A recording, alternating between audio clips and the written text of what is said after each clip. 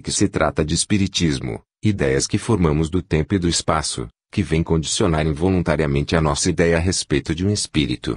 Admitimos perfeitamente como lógico que um espírito deve achar-se fora do tempo e do espaço, e ao mesmo tempo lhe emprestamos um corpo, uma forma, isto é, atributos que dependem necessariamente do espaço e do tempo. E uma contradição evidente. A filosofia crítica prevalece-se justamente desta contradição para zombar da doutrina dos espíritos e de suas manifestações. Ela nega a existência individual depois da morte, baseando-se precisamente no axioma kantiniano, isto é, que o espaço e o tempo nada mais são do que formas de nossa intuição dependentes do nosso organismo terrestre. Uma vez desaparecido este organismo, essas formas de intuição não mais existem, e, por conseguinte, a personalidade dependente das ideias de tempo e de espaço desaparecem também. Mas, se a coisa em si existe, como essa mesma filosofia o admite, não na unidade, porém na multiplicidade, podemos supor que o espírito humano, o princípio individual, também é uma dessas coisas em si. Por conseguinte, suas relações com as outras coisas em si determinarão também formas de intuição e de concepção que lhes são próprias e que nada mais terão com as nossas. Uma mônada, um centro de força e de consciência em grau superior de desenvolvimento, ou então, uma entidade individual dotada de inteligência e de vontade, eis a única definição que poderíamos arriscar-nos a dar da concepção de um espírito. Desde que ela se manifesta de novo no plano terrestre, deve necessariamente revestir a forma humana terrestre. Pelo que, uma aparição visível e tangível não passaria da objetivação temporária de uma mônada humana, revestindo um caráter de personalidade no mundo fenomenal. As hipóteses espíritica, segundo o Sr. Atman. Depois de tudo quanto acabo de dizer aqui, não tenho necessidade de submeter a uma crítica especial o capítulo do Sr. Atman sobre a hipótese dos espíritos, porém relevo somente alguns dos traços mais interessantes. Na primeira parte deste capítulo, o Sr. Atman passa em revista o desenvolvimento progressivo das teorias do espiritismo. Eis um curto resumo dessas teorias. A primeira consiste na crença ingênua do povo de que os mortos conservam a sua forma atual no outros mundos e de que os espíritos operam, servindo-se dos membros de seu corpo astral invisível. Pags 106 e 107. O segunda também é grosseiramente sensorial. Admite-se que o médium é igualmente um espírito e que assim ele deve poder fazer o que os espíritos dos mortos fazem, isto é, servindo-se dos membros de seu corpo astral invisível. E o primeiro escolho da crença ingênua nos espíritos. Pags 107, 108. A terceira teoria é uma opinião oposta da crença popular ingênua. Apoia-se na existência da força nervosa mediúnica impropriamente chamada força psíquica. A maior parte dos fenômenos é atribuída ao médium como causa única e exclusiva. Pags 108 e 109. Quarta teoria prática mais recente das materializações abalou ainda mais a hipótese espirítica. Pag. 109. A materialização não é as mais das vezes senão uma transfiguração do próprio médium. Observando atentamente o fenômeno, verificou-se que o fantasma inteiro emana do médium e difunde-se de novo nele. Pag. 110. Quinta teoria. Desde então, o médium não é mais do que o instrumento e a fonte material dos fenômenos cuja cansa transcendente é o espírito dirigente. E a hipótese da possessão, ela constitui certamente um progresso. Sexta teoria, hipótese da inspiração.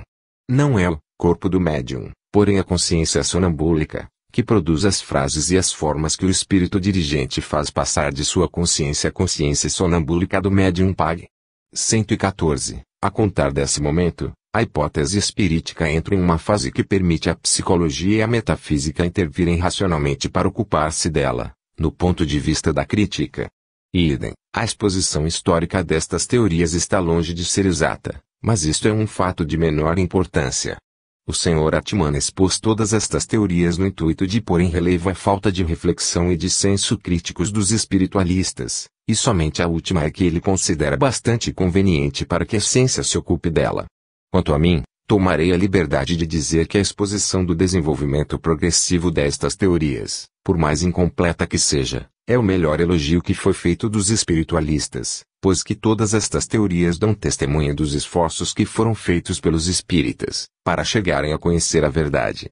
Nem os filósofos, nem os sábios os auxiliaram a orientar-se nesta questão difícil, eles foram abandonados a si mesmos, não recebendo mais do que o desprezo ou a ironia da ciência e do público. E é só graças à perseverança e ao bom senso do espírito anglo-saxônico que a questão sempre foi levada avante no terreno experimental e que o desenvolvimento dos fenômenos deu resultados que a ciência, quer queira, quer não, será um dia chamada a reconhecer, como teve que fazê-lo, depois de 100 anos, com os fenômenos do magnetismo animal.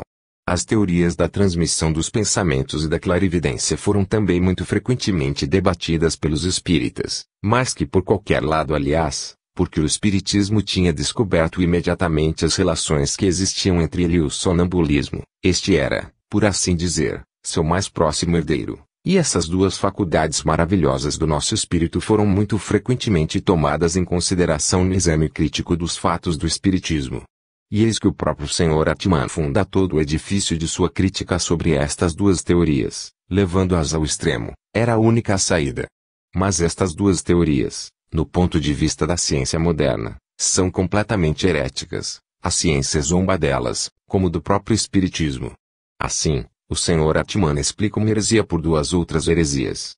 Se a ciência provar um dia que estas duas teorias são destituídas de fundamento, a hipótese espirítica só terá que ganhar. Se, pelo contrário, a ciência acabar por sancioná-las, o tempo provará se elas são verdadeiramente suficientes para explicar o todo. Enquanto esperamos, paremos no ponto mais interessante, e vejamos um pouco por que na hipótese da inspiração, que o Sr. Atman considera como a mais racional das hipóteses espirítica, e a mais conveniente, aquela na qual a intervenção intelectual dos espíritos é reconduzida à sua significação mais verdadeira e mais elevada, pág. 114, deve ser rejeitada apesar de tudo. Eis o resumo de suas razões. 1. Graus dificuldades formais. Se há espíritos, poder-se-ia admitir a possibilidade da transmissão das imagens mentais de um espírito ao homem, pois que ela é possível entre dois homens. Mas esta hipótese vai de encontro a certas dificuldades cuja importância não poderia ser desprezada. O espírito de um morto não possui um cérebro cujas vibrações pudessem determinar por indução, em um cérebro humano vizinho, vibrações semelhantes, à transmissão mecânica pelas vibrações do éter, tal qual podemos admitir entre dois homens pouco afastados ou em contacto, não pode, pois, ser tomada em consideração, quando se trata de um espírito transmissor, e só pode apelar para um outro modo de transmissão, o que se fizesse sem intermediário material e não parecesse dependente da distância. Efetivamente os espíritas modernos admitem, sob a fé de comunicações mediúnicas, que o espírito que exerce influência pode achar-se a uma distância qualquer do médium pelo qual se manifesta, sem que isto afete a intimidade de suas relações. Só há um obstáculo, é que, segundo a experiência adquirida, nem os pensamentos, nem as palavras, porém somente as alucinações sensoriais, e tão vivas quanto possível, podem ser transmitidas a grandes distâncias. Pág. 115. Vimos suficientemente que tal não é o caso. No que diz respeito à ausência do cérebro, não há dificuldade para a teoria, que admite a existência do indivíduo transcendente, como veremos mais adiante. 2 graus dificuldades relativas ao conteúdo das comunicações. Este conteúdo está geralmente abaixo do nível intelectual do médium e dos assistentes. Quando muito, ele atinge este nível, mas nunca vai além. Pág. 116. Vimos também que não é assim. A passagem seguinte, que vem imediatamente depois da citação que precede, merece notada. Se os espíritos nada de melhor têm para nos revelar, do que aquilo que já sabemos, ou estão na impossibilidade de fazê-lo, como parece, vemos desaparecer o único motivo que pode ser invocado em favor de sua tendência a manifestar-se, isto é, o desejo de tornar-nos mais adiantados e melhores que somos. Por conseguinte, o único motivo admissível seria o desejo de tornar-nos mais adiantados e melhores. Este motivo existe realmente, mas, para justificá-lo, é preciso que os espíritos nos digam alguma coisa de novo, que não conheçamos já. O tema do amor de Deus e do próximo será sempre velho e sempre novo, enquanto se tratar do progresso moral do homem. E, além disso, o Sr. Atman admitiu sem dificuldade, para a clarividência, a força mágica dos interesses do coração. Por que motivo não quer admitir-a, aqui também, como um motivo suficiente?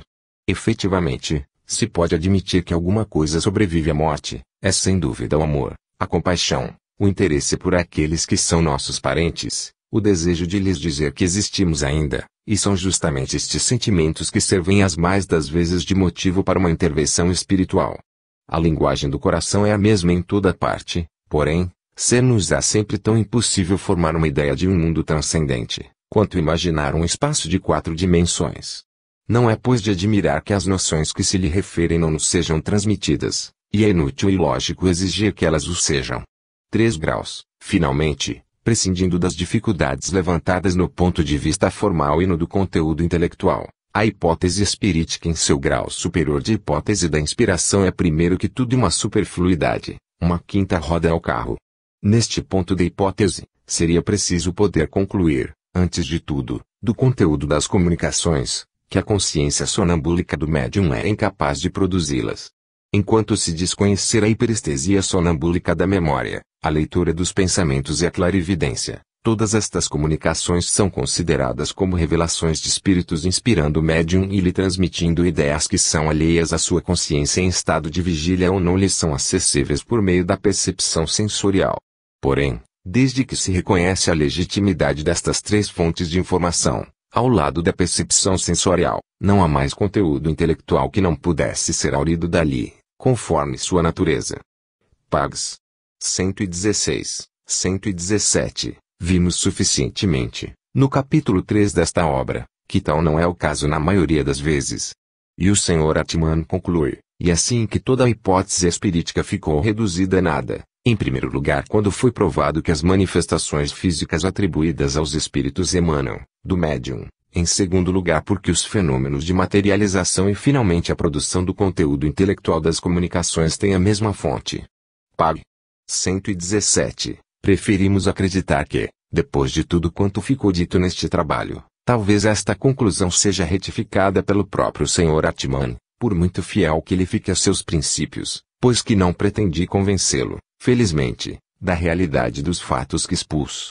Nunca me esqueço de que o objetivo de sua crítica esclarecida não se dirige à autenticidade dos fatos, mas às conclusões que se tiraram deles chegando finalmente ao termo do meu trabalho. E é-me grato poder verificar que as pretensões da hipótese espirítica não estão absolutamente em contradição com a filosofia do Sr. Atman, como se pensa muito frequentemente. Temos em seguida seu próprio testemunho, assim expresso, e sem fundamento que se acredita que meu sistema filosófico é incompatível com a ideia da imortalidade. O espírito individual é, segundo a minha concepção, um grupo relativamente constante de funções inconscientes do espírito absoluto, funções que encontram no organismo que governam o laço de sua unidade simultânea e sucessiva. Se pudesse demonstrar que a parte essencial deste organismo, isto é, os elementos constitutivos de sua forma, que são portadores das particularidades que formam seu caráter, sua memória, sua consciência, pode persistir sob uma forma capaz de atividade funcional, mesmo depois da desagregação do corpo celular material, inevitavelmente eu tiraria daí a conclusão de que o espírito individual continua a viver com seu substrato substancial, porquanto o espírito absoluto continuaria a manter o organismo persistente sob o regime das funções psíquicas inconscientes que lhe eram atribuídas. Reciprocamente, se pudesse demonstrar que o espírito individual persiste depois da morte, eu concluiria daí que, apesar da desagregação do corpo, a substância do organismo persistiria sob uma forma impalpável, pois que só com esta condição posso conceber a persistência do espírito individual. A prova da persistência provisória do espírito individual depois da morte não motivaria sequer uma modificação do meu sistema filosófico no ponto de vista dos princípios, porém ampliaria simplesmente o campo das aplicações em certa direção. Em outros termos, ela não vibraria a golpe algum na fenomenologia do inconsciente. Ed. Von Hartmann, suplemento ao livro, O Espiritismo. O Espiritismo desde o seu começo proclamou e afirmou, como condição sine qua non, a persistência do espírito individual. Ele partiu sempre deste princípio fundamental. Os elementos do organismo que são portadores das particularidades que formam seu caráter, sua memória, sua consciência, persistem, mesmo depois da desagregação do corpo celular material, sob uma forma capaz de atividade funcional. Se tal é a condição formal, imposta a priori pela filosofia, o Espiritismo tem a pretensão de ter-lhe respondido a posteriori. O grande mérito do Espiritismo é justamente ter provado que as questões mais misteriosas que se referem ao problema de nossa existência podem ser estudados por via experimental. Desde seus primeiros passos, Ele admitiu que o lado místico deste problema é não menos natural, e que todos os fenômenos que se lhe referem são fenômenos naturais, submetidos a uma lei. E pois, completamente injusto por parte do Sr. Atman acusar o Espiritismo de ter aceitado, ao lado de uma série de causas naturais, uma série de causas sobrenaturais, de maneira alguma justificadas pela experiência PAG. 118. Depois ter admitido fora da esfera natural e conhecida das existências terrestres um mundo misterioso e oculto de indivíduos sobrenaturais PAG. 82. O Espiritismo fornece materiais não aperfeiçoados, como são os que colhemos na nossa experiência diária. Compete à filosofia analisá-los, explicá-los. A observação dos fenômenos é fácil, sua compreensão exige séculos, isso se aplica mesmo aos de ordem física. O fato da nossa existência, da nossa consciência pessoal, fica sendo um mistério até o presente. É preciso que nos resignemos. O problema nunca será resolvido, pois que vivemos no sobrenatural mesmo aqui embaixo, mas podemos fazer que os seus limites recuem, penetrar mais adiante em suas profundidades. Uma forma da consciência não significa que seja a única admissível. Uma forma, a que conhecemos, não é menos maravilhosa do que uma outra, que não conhecemos. Quando os fatos espiríticos forem aceitos e estabelecidos em sua totalidade, a filosofia deverá concluir deles, não pela existência de um mundo sobrenatural de indivíduos sobrenaturais, mas pela existência de um mundo de percepções transcendentes, pertencentes a uma forma de consciência transcendente, e as manifestações espiríticas nada mais serão daí em diante que uma manifestação desta forma de consciência nas condições de tempo e de espaço do mundo fenomenal. No ponto de vista da filosofia monística, o espiritismo, como fenômeno e teoria, é facilmente admissível, e mais que isso, ele se apresenta mesmo como uma necessidade, pois que completa, coroa esta concepção filosófica do universo, cujos progressos são incessantes e a qual só falta uma coisa, a essencial, a compreensão do fim da existência das coisas e da existência do homem em particular. O resultado final da evolução, tão evidente quanto racional aos nossos olhos, isto é, o desenvolvimento das mais elevadas formas da consciência, quer individual, quer coletiva, não sofre uma parada brusca e insensata, justamente na ocasião em que o alvo supremo é atingido ou está perto de ser. Fim.